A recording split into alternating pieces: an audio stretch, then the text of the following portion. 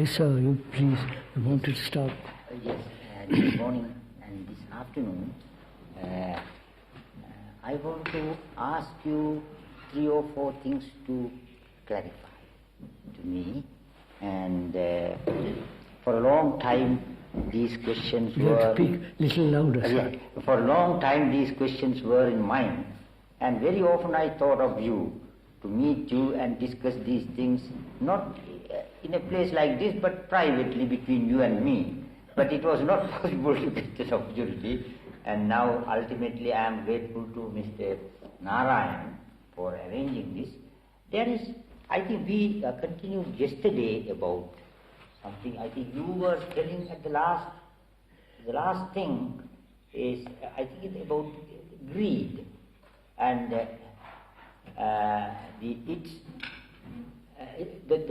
as a bad thing, its idea is given by words, and you see. But if you see it without the word, it may not be the same thing. And of course, that is quite so, because the thing itself has no word. When you see the thing, it is. In Buddhist terminology, there are 3 levels of knowledge. One is called Srutami Prajna. That is, that we get wisdom, certain knowledge through learning. The books, teacher. Then there is further development, Chintamani Prajna. That is the wisdom that you get by thinking, meditating according to that. Your knowledge, still within words, it is still within language. But the highest wisdom is Bhavanami Prajna, which goes beyond words, beyond language. It has no word, it has no name, it has no terminology. That means there you see the thing without a word. I think that is what you meant when you said, when you see the thing, all our those reflections, accumulated meanings disappear. That is how I understood it. I don't know whether that is what you meant.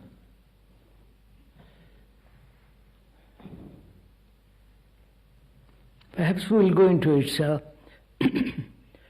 But you have also said you would like to ask some other questions. That is right. That is very interesting. Yes, if you permit me, that is very, I am very grateful to you for that. Not at all, sir. This is a thing, these are things which were in my mind for a long time. So you know the words arhant in Buddhist terminology. Arhant, yes. Yes, arhant is the person who has realized the truth, who is liberated, who is free, and that is a term very well known, arhant, yes. And the question was put to the Buddha very often by his disciples and by various people, what happens to an arhant after his death? And then the man asked, does he exist after his death? Buddha said, no. Then he does not exist. Buddha said, no. Then he exists and does not exist. Buddha said, no.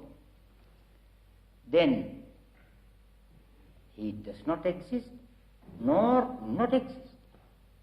These are the Chatuskoti, the 4 corners. He said, no.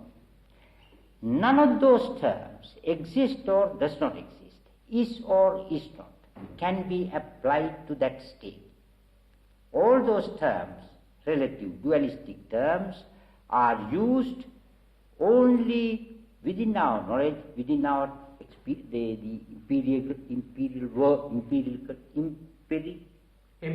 empirical world here, world. But this is beyond that. Therefore, you can't apply any of those words. So, this answer is everywhere. In many places he was asked. this question, and what do you say to this? He said that you can't say exist or does not exist. Could we talk over together, sir? Yes.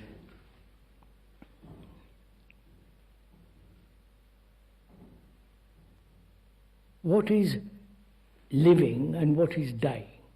And what is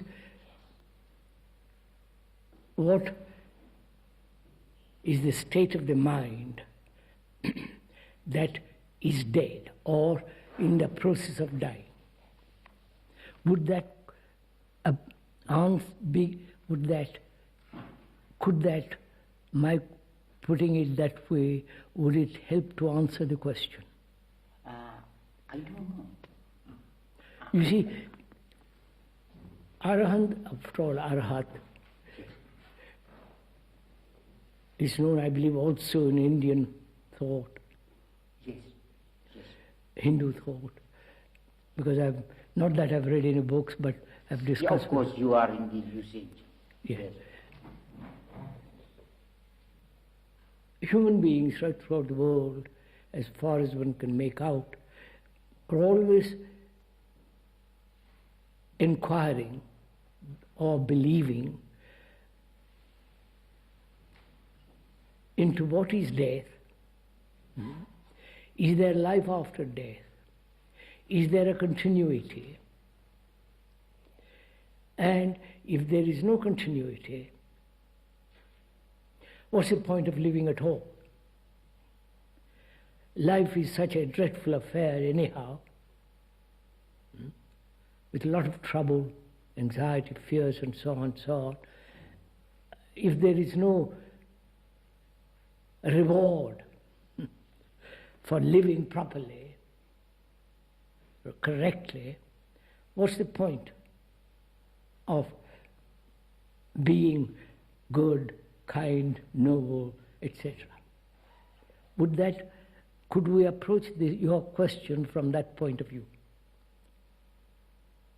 Or do you want to ask, what is the state of a mind that has no self whatsoever? That's right. That's an arahant. That is what I want to get at. That's right. That's correct. Yes. Could we go into that way? I think that is a good approach. Because that is an arahant who has no self whatsoever. Ever. Is that possible?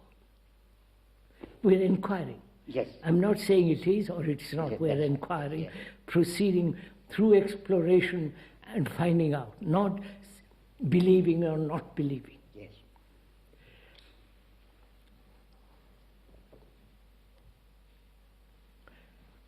So what is the self?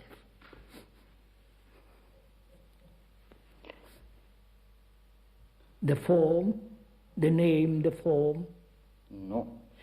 Just a minute. Let me inquire. We're inquiring. Yeah. The form, the body, the organism.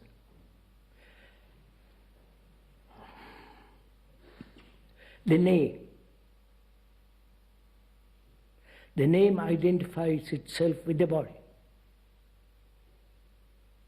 Certain characteristics identifying itself with the me. I'm strong, I'm weak, I've got good character, I'm not bad. So the characteristic is identified by thought as the me. The tendency identified by thought as the me.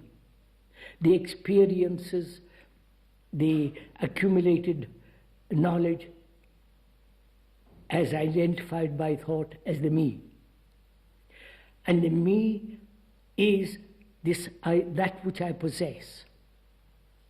My property, my house, my furniture, my wife, my books. All that, the violence, the pleasure, the fear, the agonies, all that with the name, with the form, constitutes the self.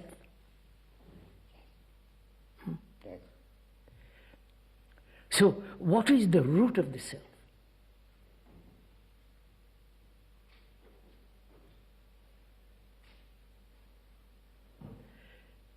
Is the root of the self the acquired experiences? I'm inquiring. Yes, yes. Acquired experiences. Is the self the root of, we are inquiring into the very root of it, not the mere expressions of it. Right, sir? Am I all right? I want to laugh a bit. Yes. Yes, that is very important.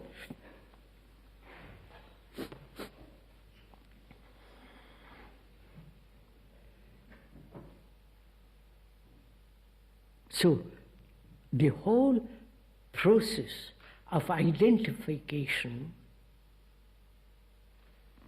my house, my name, my possessions, what I will be, the success, the power, the position, the prestige, the identification process is the essence of the self. If there is no identification, is there the self?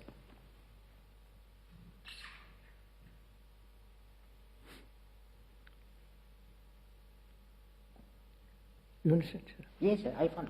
No, I mean, so can this identification come to an end? Which is the identification is the movement of thought.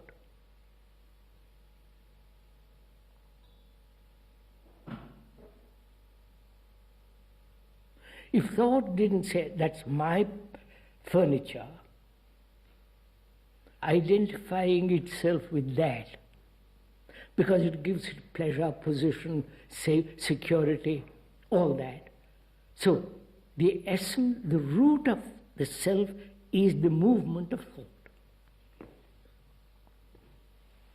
Would you? Yes. Huh? Yes. So,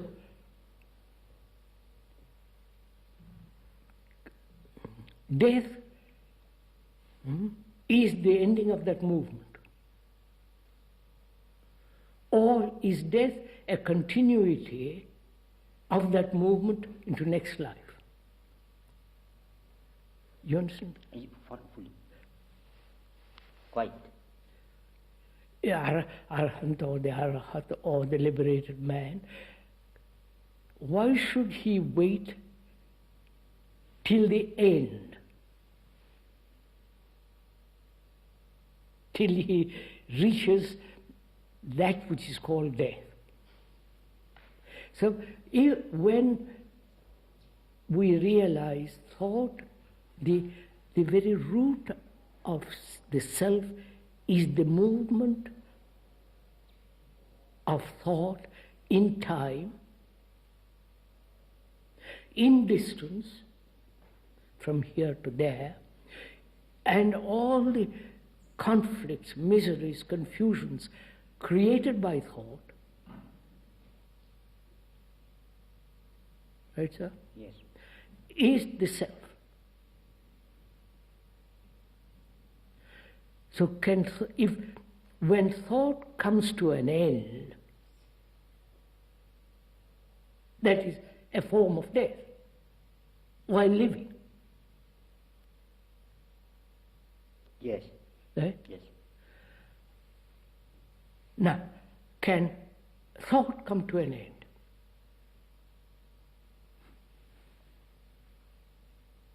To bring that about, or wanting the thought to end, we meditate, we practice, we are aware, go through all the tortures of so-called meditation.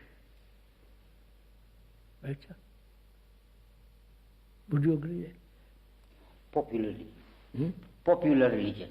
Huh? Popular. No. Yes. I won't. You see, Yes.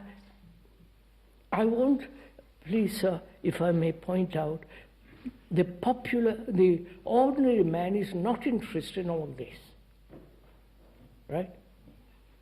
He wants his beer, his whatever he wants. He's not interested in all this. Because perhaps wrong education, social conditions, economic position, environmental influences, and maybe the religions have helped to keep the man down there, popular, the elite or somewhere else. You follow? The Pope, the cardinals, you follow? Yes. So I wouldn't, if I may point out, sir, I wouldn't say popular. It is the human tendency. That's all we are talking. Every human being has identified himself and so conditioned himself with something or other, with God, with nirvana, with moksha, with heaven, with paradise, and so on. Now, while living, can that death, which is the end of thought, take place? Not at the end of one's life, which is then it's a graveyard renunciation. There's no meaning. Yes, may I add a little bit when you said it is not necessary to wait till the end of life, till death. And Buddha pointed out the same thing. When this question was put to him, the question was asked also whether what will happen to the Buddha after his death. He asked the disciple, what is Buddha? Is it this body? Yes, like that. As you said, the form and name and all, yes, all this. Of course, exactly what you said, form and name in Buddhist terminology is called nama rupa. Nama rupa, that is Sanskrit too. Sanskrit for form, yes. And he said, the disciple said, no. Then you can't pinpoint the Buddha even now, living. Then how can you say after death? Yes. So, yes. If I may ask, I hope you don't think me impudent, why do we bring in the Buddha? We are talking as human beings. Just because I raised the question from the Buddha's point of view. No, as a human being, I want to know whether what happens after death, or what is the significance of death, or can one live in daily life, not as a monk, as a saint, all that stuff, daily life without the self? Of course, my question was not that. The person who has realized the truth, who has become liberated, free, to him what happens? That is the question. I would never ask that question, because he might say this happens, or he might say that happens, or nothing happens. Then it becomes a theory to me, which is an idea.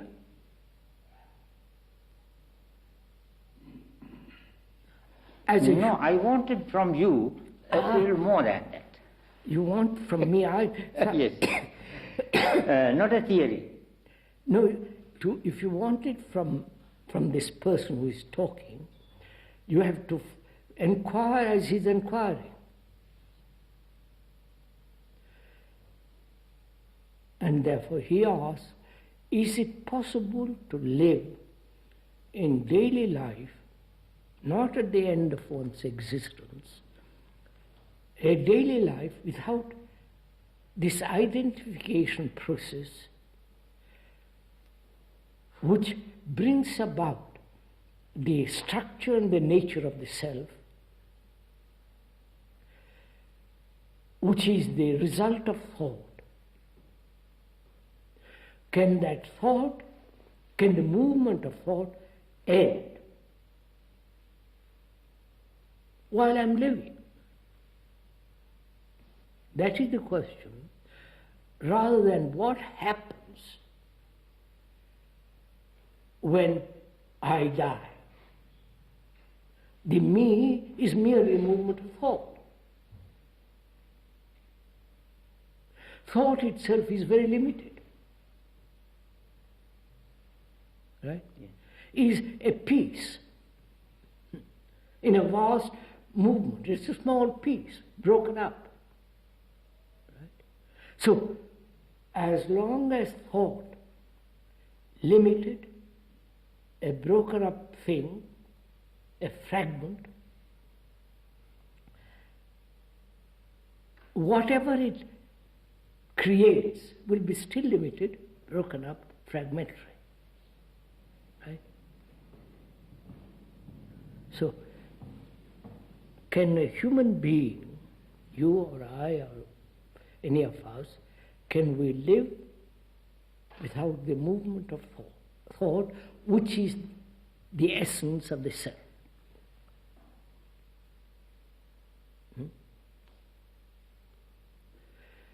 Suppose when I say yes, it can be done. What value has it to you?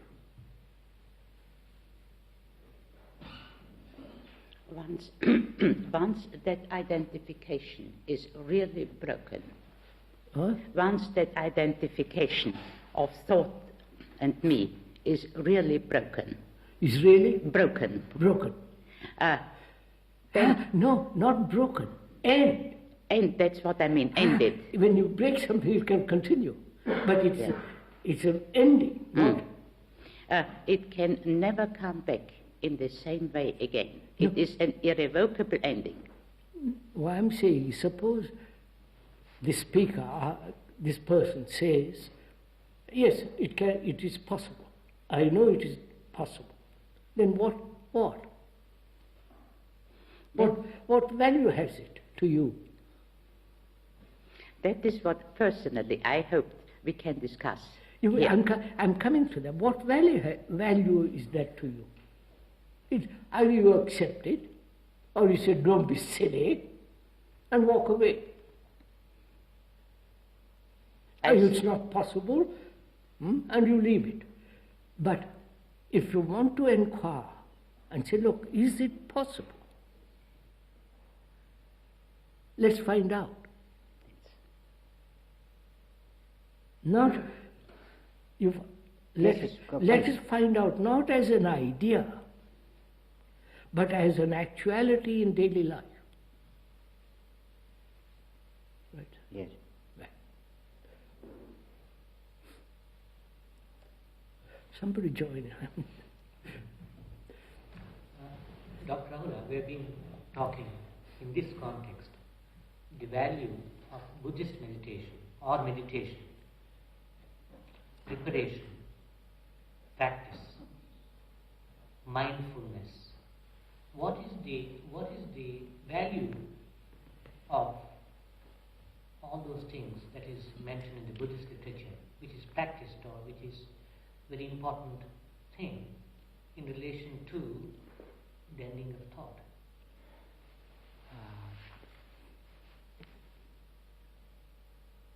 Ending of thought or ending of thought of self. Satipatthana, mindfulness. Yes.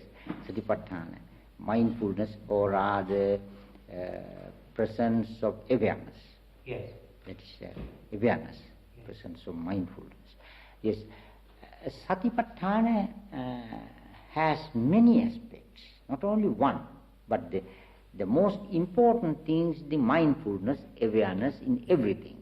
Even now what we do here is a meditation. Yes. It is not sitting with legs crossed like a statue under a tree or in a cave. That is no meditation, that is only an exercise external. Many people take it as to be the meditation. what we do here, nobody will think we were meditating. But to me, this is the deepest sort of meditation. Also given in the Satipatthana. This is called Dhammanupassana. To see, to follow or observe, to be aware of various subjects, topics, things, doctrine, things like that, various things. That is the intellectual side of it. Then there is meditation also, mindfulness, being everything, that whatever you do, eating, drinking, going about, talking, everything, that is mindfulness. And all that is leads to what he says. It leads to what he says. And that's the thing. yes, That's the thing I want to. yes, that he leads you to end the thought process of self. Yes. So, I hope you don't think me impudent or irreverent to what the Buddha said. I personally haven't read any of these things. I don't want to read a thing about all this. Yeah. They may be correct or not correct. They may be under illusion or not illusion. They may have been put together by disciples, and what the disciples do with their gurus is appalling. Twist everything, So I say, look, I don't want to start with somebody telling me what to do or what to think. I have no authority. So I say, look, as a human being, suffering, going through agonies, sex and mischief and terror, all the rest of it, in inquiring into all that, I come to the point which is thought. That's all. I don't have to know all the literature in the world, which will only condition further thinking. So, forgive me for putting it that way. I brush all that aside. We have done this. Christians, I met Christians, Benedictine monks, Jesuits, great scholars, always quoting, believing this is so, this is not so. You understand? So I hope you don't think I'm irreverent. No, not at all. No. And I fully agree with you, and that is my attitude as well. I am quoting this and talking to examine. No, you already, see, I only start with what is a fact. For me, what is fact? Not according to some philosopher, some religious teacher, some priest. Fact, I suffer. I have fear. I have sexual demands. How am I to deal with all these tremendously complex things which make my life? And I'm so utterly miserable, unhappy. From there I start, not from what somebody said. It means like,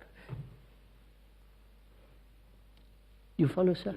I'm not belittling, forgive me, Buddha, or I wouldn't. That I know. I know you have the highest respect for the Buddha. That I know. But we have the same attitude. And I want to examine with you. That is why I put the question. And also Not not quite, theory. sir. Forgive me for saying so, not quite. I start with something which is common to all of us. Right? Yes. Not according to the Buddha, not according to some Christian God or Hindu or some group. To me, all that is totally irrelevant. They have no place. Because I suffer. I want to find out how to end it. Or must I carry on for the rest of my life? This agony, this brutality, this sexual perversions or sexual desires and all the rest of it. Right, sir? Yes.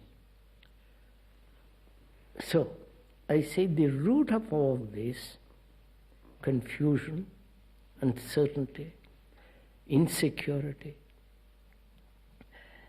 travail, effort, the root of this is the self, the me. Right? Now, is it possible to be free of the me, which produces all this chaos, both outwardly, politically, religiously, economically, and all the rest of it, and also inwardly? This constant struggle, constant battle, constant effort. Right? So I'm asking, can thought end?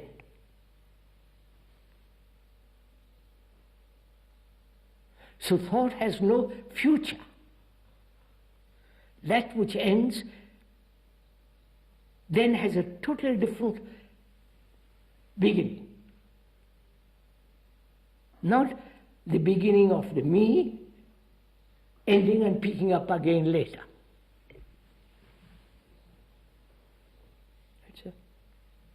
So, how is that thought? Not in what manner can that thought end? That's the problem. The Buddha must have talked about it. Right, sir? Yes. I don't think Christianity, as far as I know, has touched this point. They said, give yourself to God, Christ, and abandon yourself to Him. But the self goes on. They haven't gone into this at all. Only the Hindus and the Buddhists have done, and perhaps some. So, how can this thought end?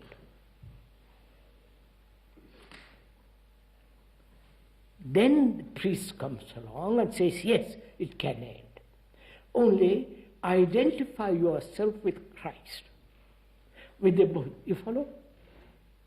Identify. Forget yourself. That is a Christian attitude. A Christian, also a part of the Hindu. But not Buddhist. Yes. I must defend it. I know. Yes, yes.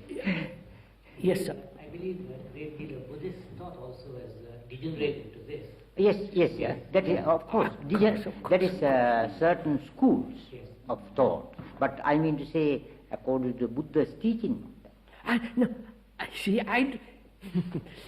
Shall we best say and become neutral on that? It is human nature to lean on something. Yes. And this is what automatically happens, and this is what we are trying to get away from. Yes. So, here I am, ordinary human being, fairly educated, not according to schools, college, fairly educated, has observed what the world is going through, and he says, I am the world, I am not different from the world. Because I suffer, I've created this monstrous world. My parents, my grandparents, everybody's parents have created this. Right, sir? So how is it possible for thought to end?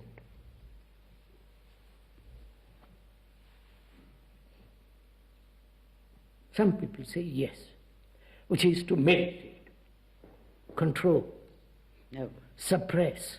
No. I said some people. I said, madam. Beg pardon. Some people have said suppress it. Identify the self with the highest, which is still the movement of thought. Some people have said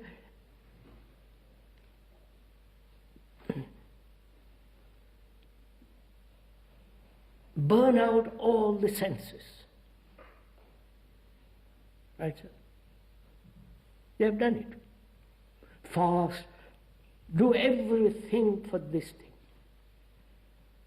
So somebody comes along like me and says, effort is the very essence of the self.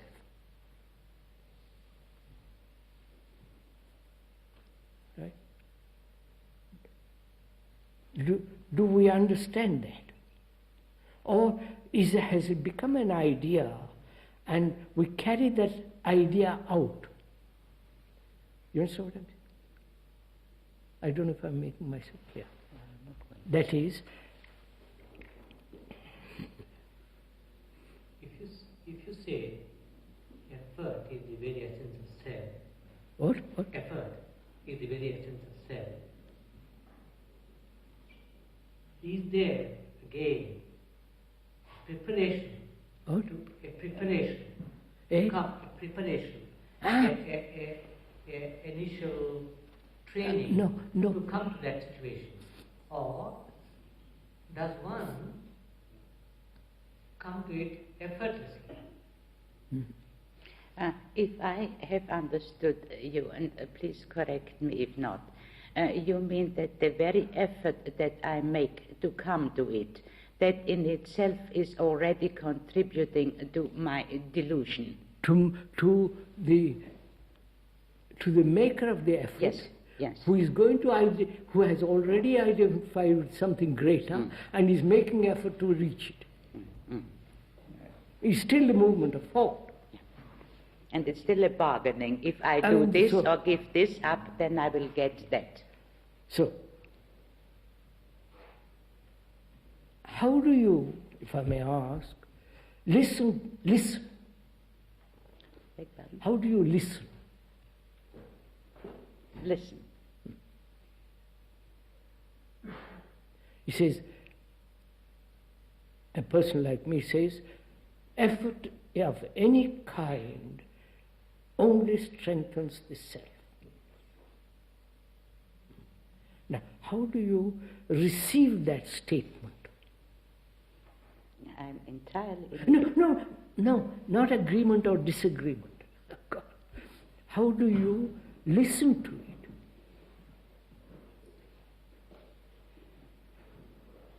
Let it impinge. What? Let it impinge. No. Do we listen in the same way we have made identifications? That is, in general, we listen through the past, you see, through our previous ideas, through what we know.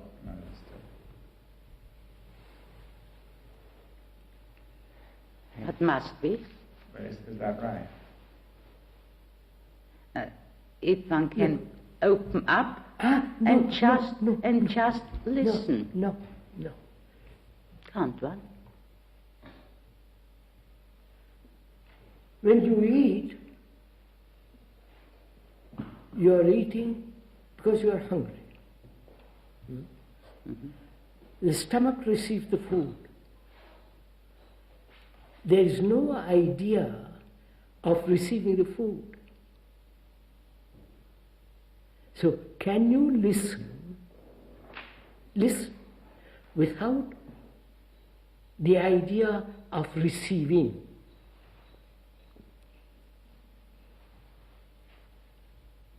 Or accepting, or denying, or arguing. Just listen to a statement. It may be false, it may be true, but just listen to it. Can you do it? I would say yes. Huh? I would say yes. Then, if you so listen, what takes place? Nothing. No, madam, don't say immediately nothing. What takes place? I listen to a statement that thought is the root of the self. After carefully explaining the movement of thought which identifies itself with the form, with the name, with the this and that and the other thing. So after explaining very carefully, it is said that thought is the very root of the self. Now, how do you receive or listen to the truth of that fact that thought is the root of the self? Is it an idea, a conclusion, or it is an absolute, irrevocable fact?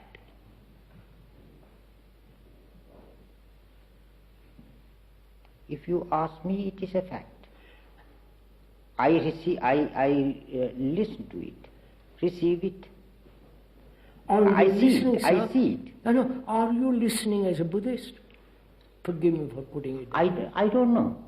No, I you am must not know. identifying anything at all. Huh? I am not listening to you as a Buddhist or a non-Buddhist. I'm asking you, sir, are you listening as a Buddhist?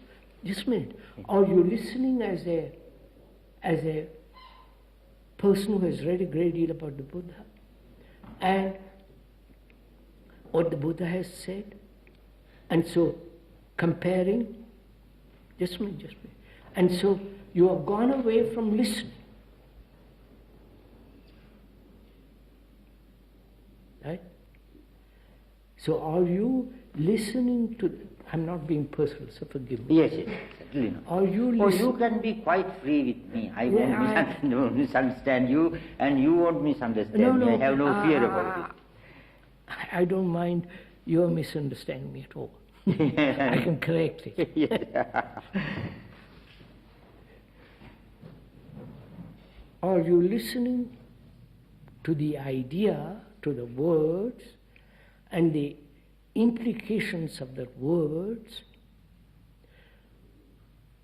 Or are you listening without any sense of verbal comprehension, which you have gone through quickly?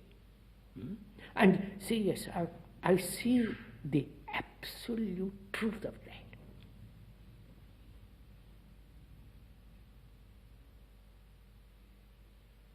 That is what I see. Do you? Yes. No, sir. Then it's finished.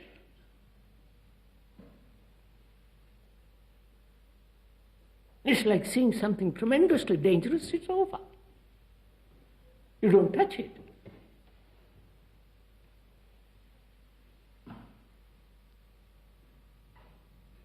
I wonder. Why not? Huh? Why not touch? It seems to me that there's a tendency to listen through the word, as you say, that there is, and that word identifies, that identification still goes on while one thinks one is listening. Yeah. That this is the problem. It's very subtle. Yes. In other words, it is listening, you use the word in see, in that sense. No, sir, I listen. When you say something to me, what the Buddha has said, I listen.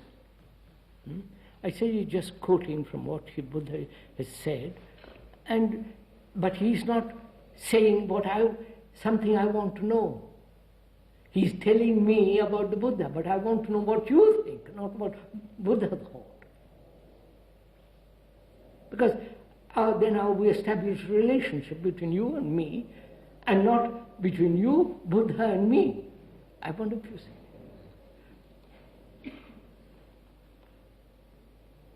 That also means you were listening I was with another listening thought. what you are saying about the Buddha.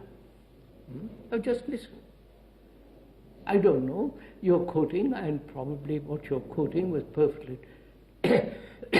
You're quoting probably correctly, and so on. But you're not revealing yourself to me, and I'm revealing myself to you. Therefore, we have a relationship through the Buddha, not direct relationship. I wonder if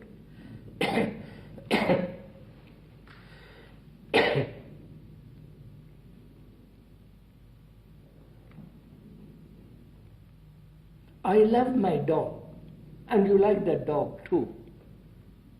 But you like that dog, and our relationship is based on that dog. I don't know if I'm making myself. I'm not comparing the Buddha to the dog.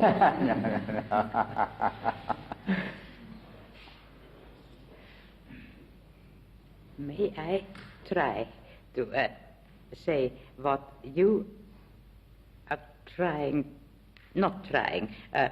what you are looking for is to our personal experiential response to your statement when we have listened? Your personal experience is also the experience of everybody else. Naturally.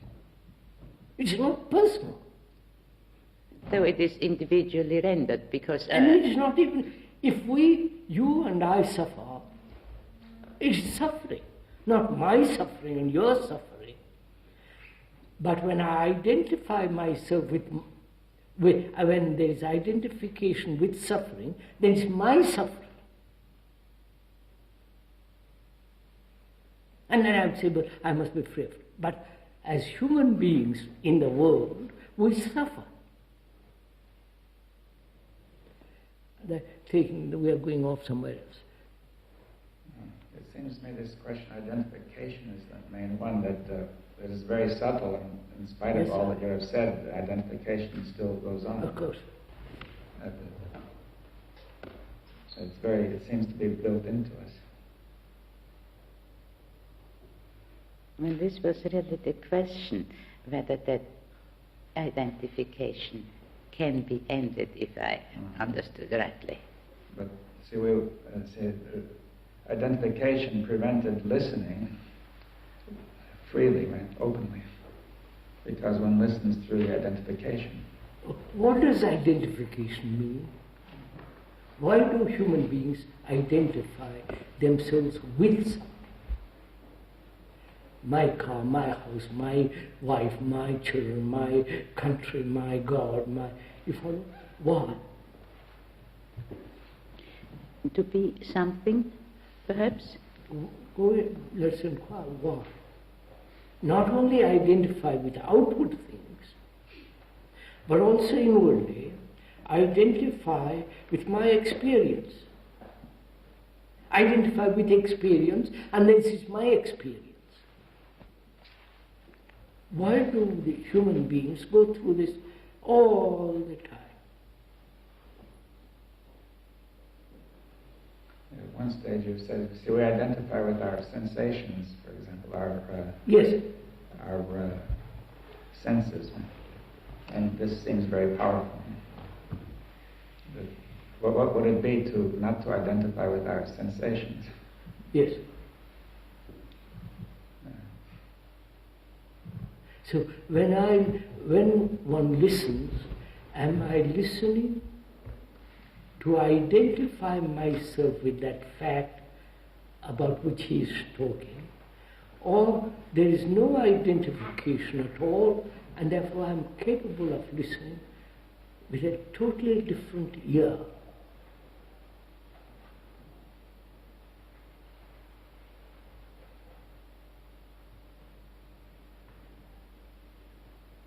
Am I hearing with the ears of my hearing, or am I hearing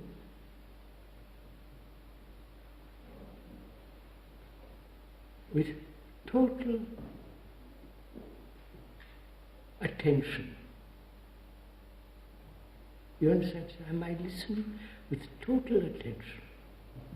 Or my mind is wandering off and I say, goodness, this is rather boring, and what is she talking about, or he? And so I'm off. But can I attend so completely that there is only the act of listening and nothing else? No identification, no saying, yes, that's a good idea, bad idea, that's true, that's false,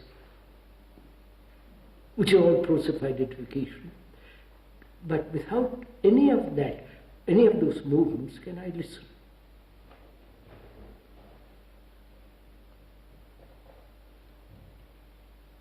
If so, if when I do so listen, then what? The truth that thought is the essence of the self, and the self creates all this misery, is finished. I don't have to meditate, I don't have to sit, go practice, all that. It's over. Because I see the danger of this thing.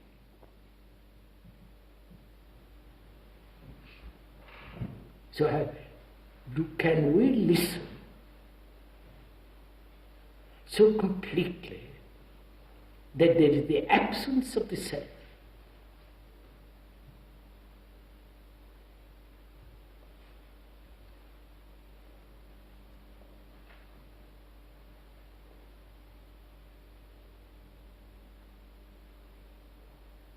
And you say, can I see, observe something without the self? Which is my chin, I love that sky, it's beautiful sky, it's all the rest of that. So please, so the ending of form, which is the ending or cutting at the very, very root of the self. Bad simile, but take that. If I live, when there is such active, attentive, non-identifying attention, then does the self exist?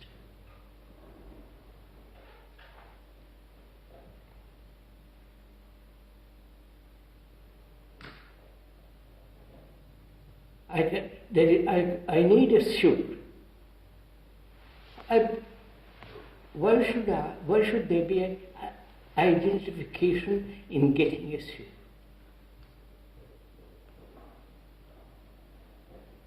I get it. There is getting it.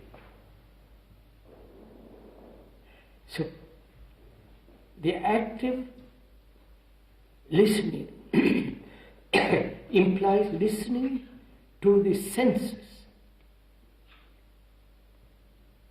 That's to my taste, you follow the whole sensory movement. I mean, you can't stop the senses. I mean, you might then be paralyzed. But the moment I say that's a marvelous taste, I must have more of that, begins the whole identification. It seems to me that is the general condition of mankind, to be identifying with the senses. Of course. How are we going to change that? That is the whole problem, sir. Mankind has been educated, conditioned for millennia to identify it with everything. My guru, my house, my God, my country, my king, my queen, all that horrible business that goes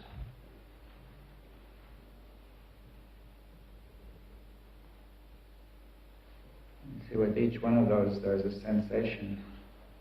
It is a sensation, which you call experience.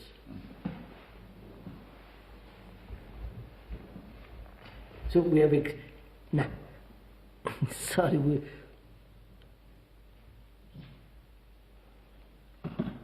sir? So we should come to our point. Yes. Which is? And the one that we began. Huh? The one that we began. Yes. Yes.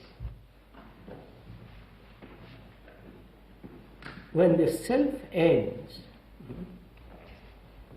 it cannot. There's certain, I mean, obviously, it's only the most ignorant and most highly burdened people with knowledge and identifying themselves with knowledge and say, well, all that. When there is the ending of the self, what takes place? Not at the end of my life. Not when the brain becomes or deteriorating. When the brain is very, very active, quiet, alive, what then takes place when the self is not? Now,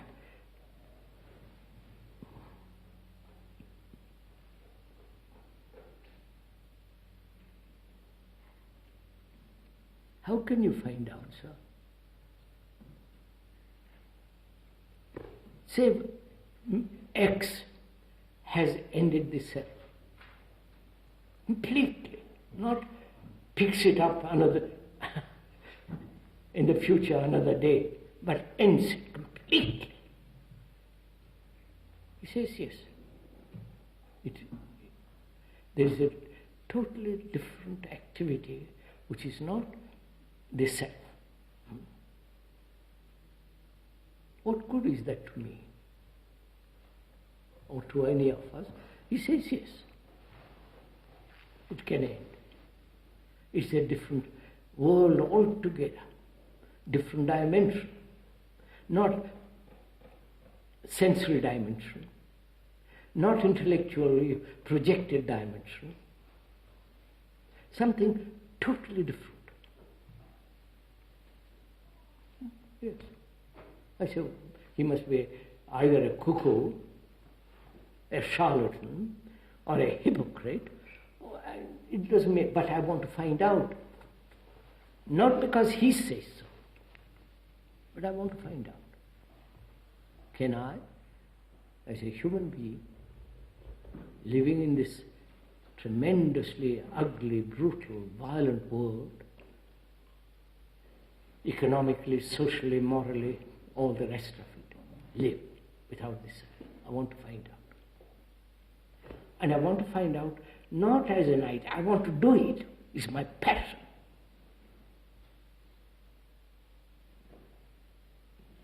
Then I begin to inquire.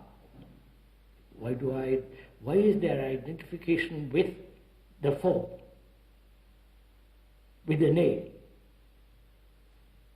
Why should what? It's not very important whether you're K or W or Y.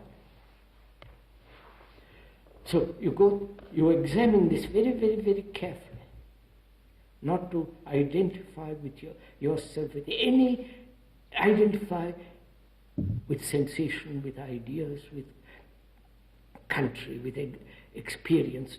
You understand, sir? Can you do it? Not vaguely and occasionally, but something that you've got to do with passion, with intensity to find out.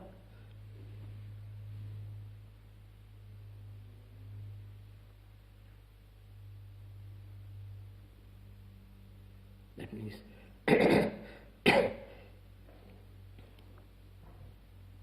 I must put everything in its right place. Right? Because I live, I have to have food. I don't have to identify myself with my this or that food. I eat the correct food and it's finished. Therefore it is right place. So, but there is all the bodily demands. Sex. Put it in its right place. Who will tell me to put it in the right place? You understand? My Guru, the Pope, any scripture, if they do, I identify myself with them because they are giving me help to put things in the right place, which is sheer nonsense. I don't know. Right, sir? The Pope can't tell me sex has its right place. And he said, don't divorce. Marry, your marriage is with God, all that. And I'm stuck. Why should I obey the Pope? Or the Guru, or scriptures, or the politicians? So I have to find out what is the right place for sex or money.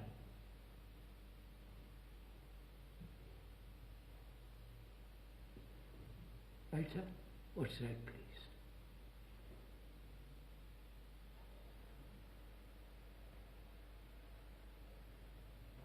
How shall I find out what is the right place for sex, which is one of the most powerful, urgent, physical demand, which the religious people say, cut, destroy it, right, sir? Suppress it, take a vow against it, and all the rest of it. I say, sorry, that doesn't mean anything to me. So I want to find out what is its right place. How shall I find out?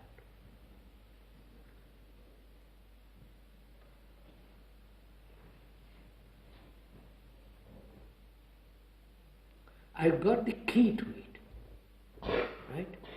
Which is non-identification with sensation. That's the key of it.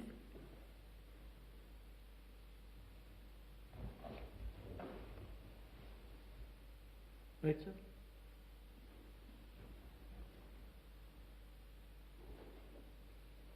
So non-identification with sensation, which is translated in modern word, experience. I must experience sex. Right? So that is identifying with oneself, identification with sensation makes the self. So is it possible not to identify with sensations? Yes, sensations. I'm hungry. Right? But sex is a little more powerful. So I've got the key to it. You understand? The truth of it. Right, sir? So, yes, I feel sexual. All right. Non-identification. That is the truth of it. If I really see the truth of it, then sex, money, everything has its right place.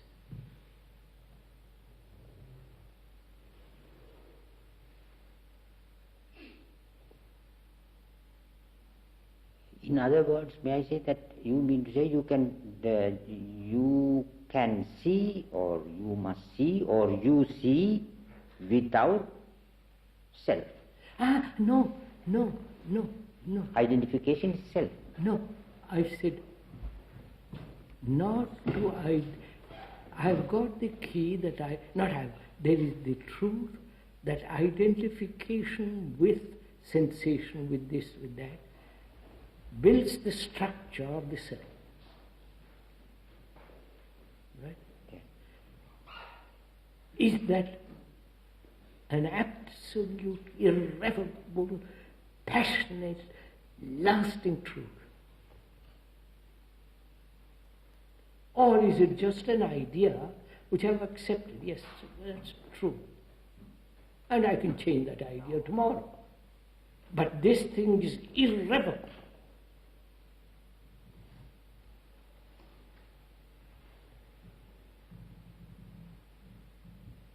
So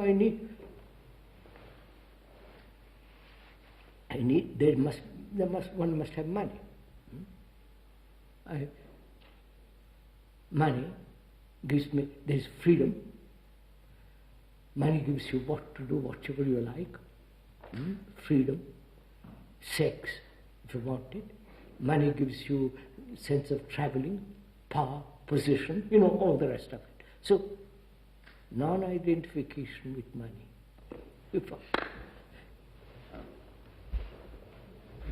And that means the end of desire for anything. What? It's the ending of desire for anything. Yeah.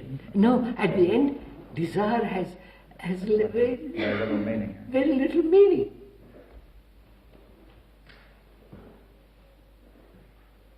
But it doesn't mean I am a dead vegetable. You're saying identification gives desire excessive meaning. Right? Of course. So, having put everything in its right place, I don't put it, It happens because I have seen the truth of this thing. So everything falls in its right place. But no, I can't tell you. I can't say yes, right or wrong. No, I see what you say. Then, what place has thought?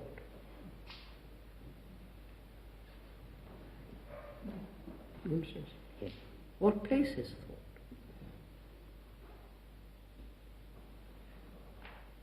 Has it any place at all? Obviously, when I'm talking, I'm using words. The words are associated with memory and so on and so on.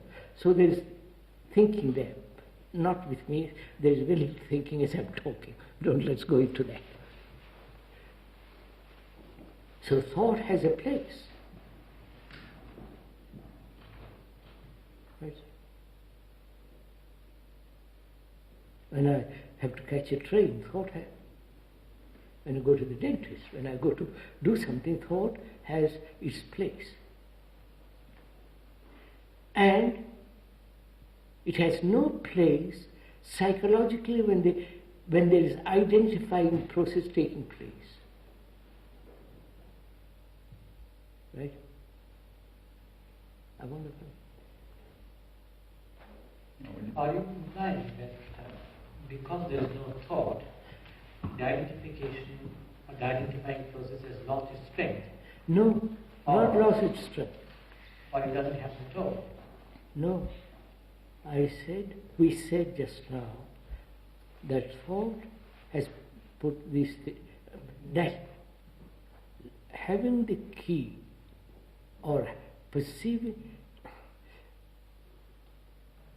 living with the fact, living with the truth, that identification brings about the structure and the nature of the self, which creates all the innumerable problems. Seeing the truth, living that truth, living, it's in my breath, it's in my throat, in my gullet, it's in part of my blood. Seeing the truth of that, that truth is there. And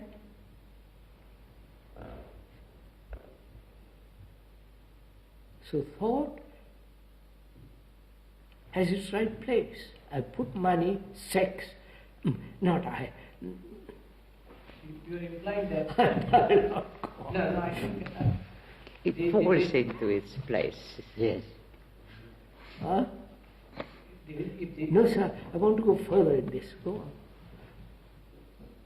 If the insight, the passion, the truth is powerful... No. You see, you're using the word powerful. Yes, I'm using it. No, I'd say it's not powerful. It has its own strength. No, you can't use those words. Now, if it has no strength, thought asserts itself. No, it's not strength. Or When you say that it's the identification that makes thought do all the wrong things. That's right. Identification has made thought do the wrong things. And it will be all right otherwise. Otherwise, thought has its place. It will be reasonable. Yeah. But when you say no identification, then you mean the self is empty, but it has no content, doesn't it? There are only sensations. Sensations, but they're not identified. Not identified. through thought. Not identified. They're just going on. Yes, the sensations are where I'm looking at the blue. Outside or inside? Inside.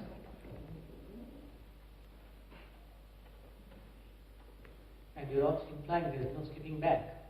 Huh? You're also implying there is no slipping back. Oh, of course not. When you see something most dangerous, you don't go slip back or go forward. It's dangerous.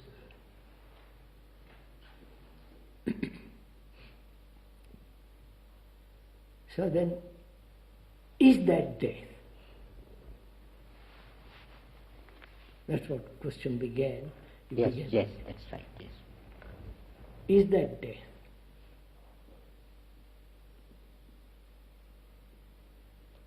Death, as we know it, that is the brain cells, etc., etc., Yes. die. Right? The body deteriorates. There is no oxygen and all the rest of it. I'm not here. So it dies. Sensations die with it. Right?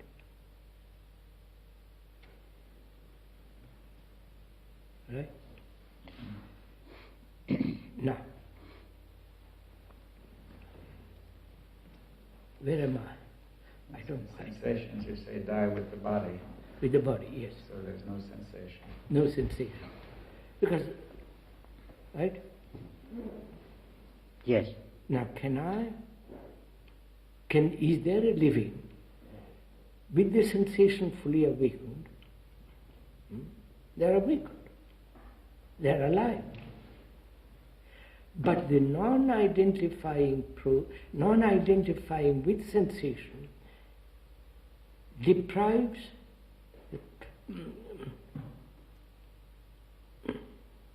wipes away the self. Right? We said that. That's what we... Now, what is death? Is it possible to live daily life with the death, which is the ending of the self?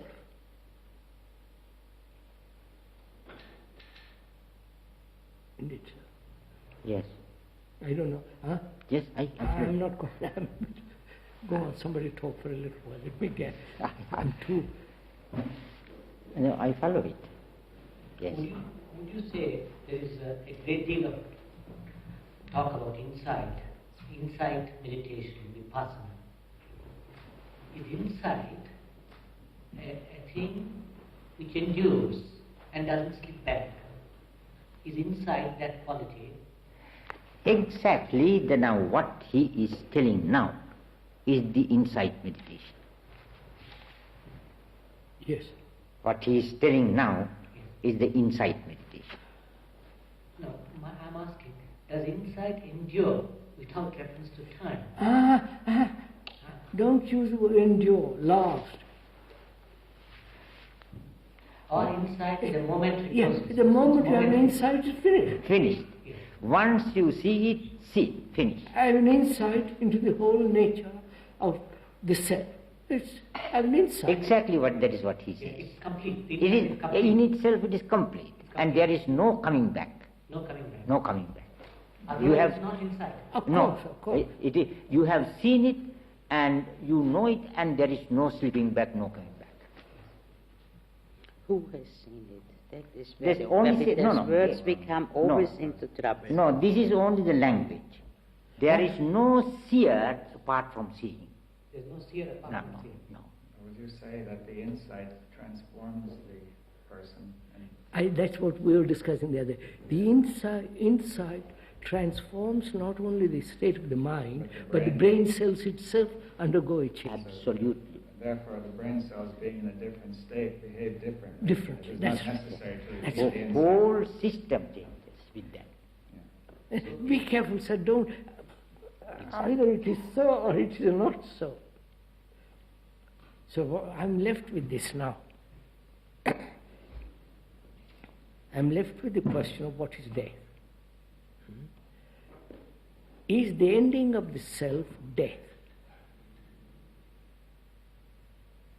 Death in the ordinary, accepted sense of the word. It's not, obviously. No. Because I'm alive. There is Not in the the blood medical is circulating, the brain is Yes, active, it is not in the heart medical is, sense. heart is pumping, Yes. all the rest of it. But it's still life. There is a lie, it's alive. But the self is non-existence. Because there is no identification of any kind. I know, sir, this is a tremendous thing. Non-identification with anything, with experience, with belief, with country, with ideas, ideals, wife, husband, love. No identification at all.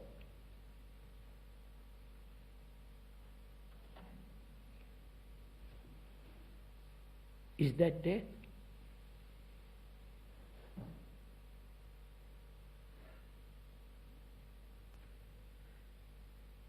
People would call that death. Say, my God, if I don't identify myself with my something or other, well, I am nothing. So they are afraid of being nothing.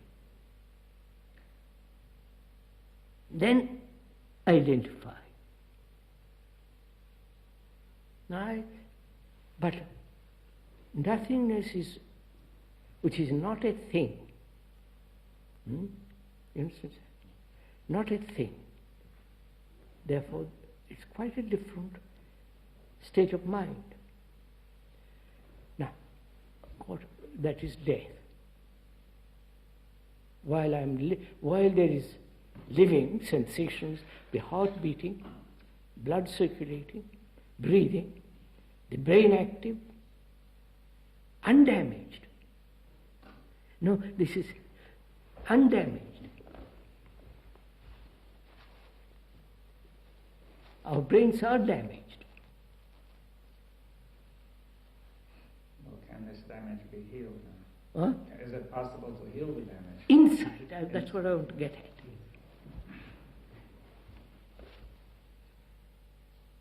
Our brains are damaged.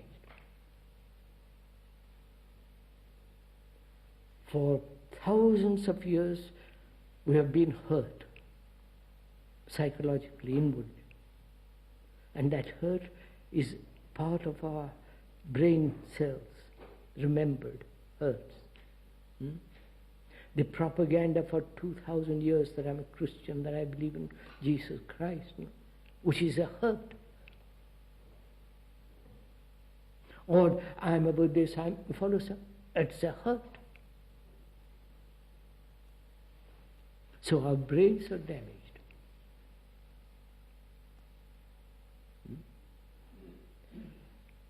To heal the damage is to listen very carefully.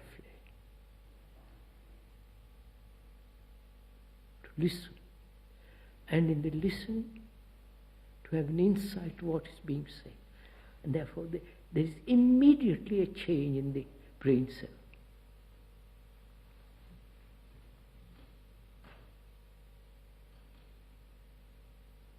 Therefore there is no identification, complete and total. And then,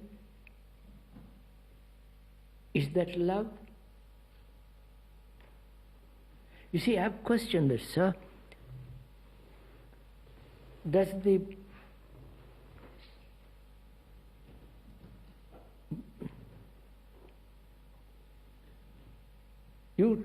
is a great talk about compassion, isn't there? In the Buddhist literature, be compassionate, don't kill, don't hurt. What place has love in compassion?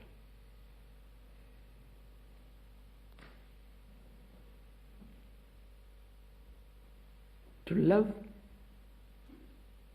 a man or a woman or a dog or a piece of stone, stray cat, to love something,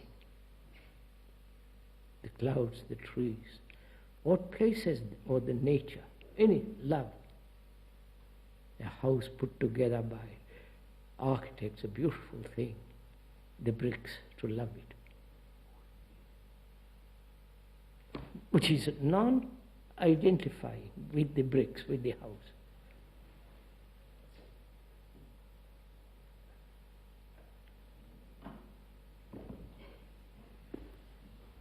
The dying while living is that love, in which there is no attachment. That is so. That is so. So then what place has love? Loving a woman, a man. It's not identifying. Please, identifying with the sensations of sex with a woman or with a man and yet to love that person.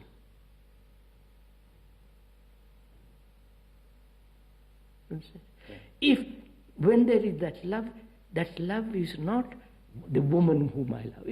It is global love. I wonder. Fully. Don't agree, sir. Don't agree. No, not agree. I see it. So, Very well. what place has that quality with compassion? Or is compassion the same as love?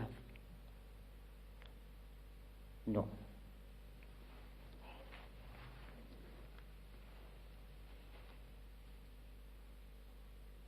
Why do you say no? Compassion is only for the suffering.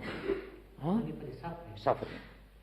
What is this? Love suffering people. Suffering. Compassion is only for the suffering people. Suffering people. Love is, there is no discrimination. Love has no discrimination. Division. Love has no. Discrimination. No discrimination. Ah, Whereas compassion is directed towards the suffering. You make that distinction, is it? Between Yes. compassion and love. Love, yes. Is it in the Buddhist Yes, Buddhist language? Yes, Buddhist language, yes. If you There's use, compassion. that is a Maitri and Karuna. If you use these two yes, words, Maitri, and Karuna. Karuna. Yes, which is Karuna same. we say compassion. Yes. And love is Maitri. It is more than the word More than love. compassion. More than, yes. I'm just.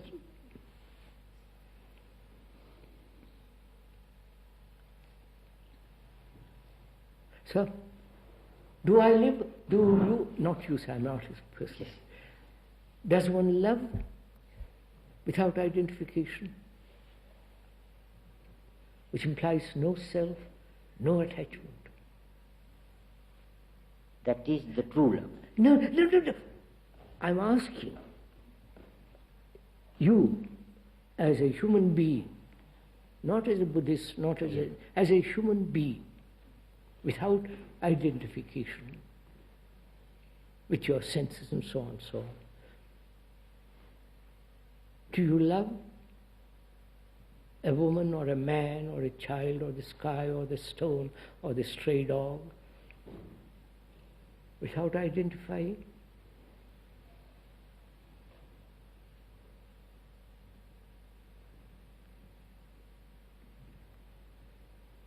They all suffer. The woman suffers, the man suffers.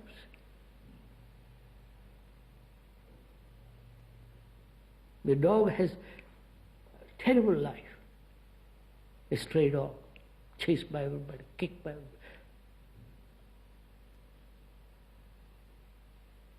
And when there is no identification, do you love that dog? Or do you have compassion for that dog?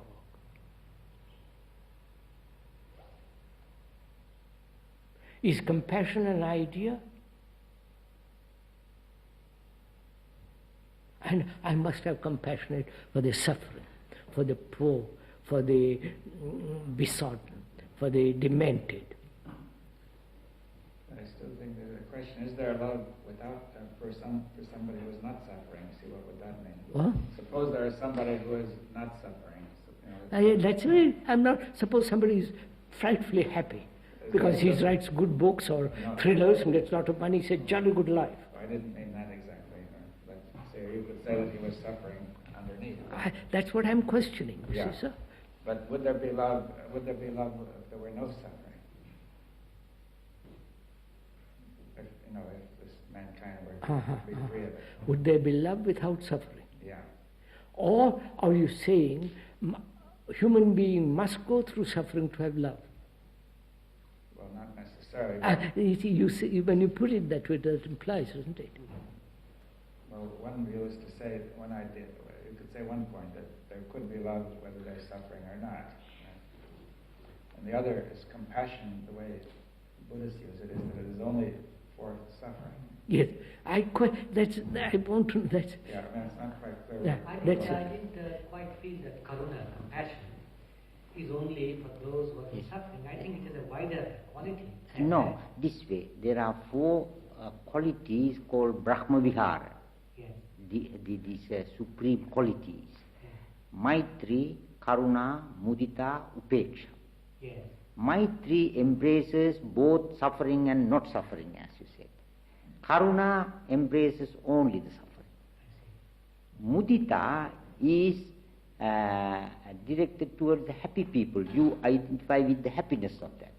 Because in the world there is no such sympathetic joy. Sympathetic joy. Yes. Upeksha is equanimity. Equanimity.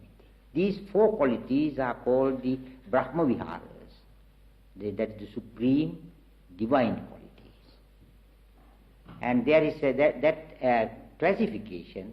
When you use the word love, it is much bigger, vague. No, I haven't come to compassion yet, sir. I just want to know, as a human being, do I love somebody, the dog, the soul, the chimney, the clouds, that beautiful sky, without identifying? Not as a theory, but fact. I don't want to delude myself in theories or in ideas. I want to know if I love that man or woman or that child or that dog, without saying it's my dog, my wife, my house, my brick.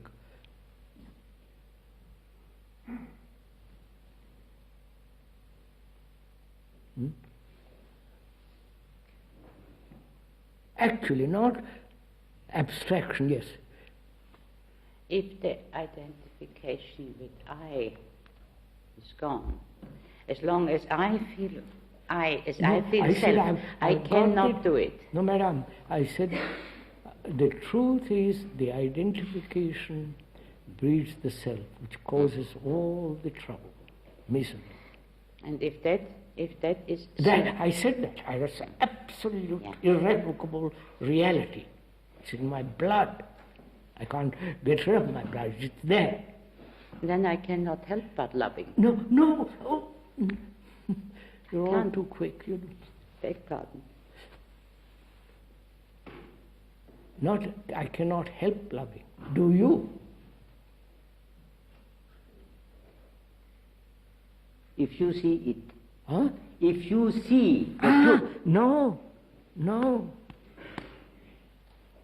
Do you see the truth? The truth of that identification is the root of the self, with thought and all the rest of it. That's an absolute fact, like a cobra, like a dangerous animal, like a precipice, like taking deadly poison. So, there's no identification, absolutely, when you see the danger. Then, what is my relationship to the world, to nature, to my woman, man, child?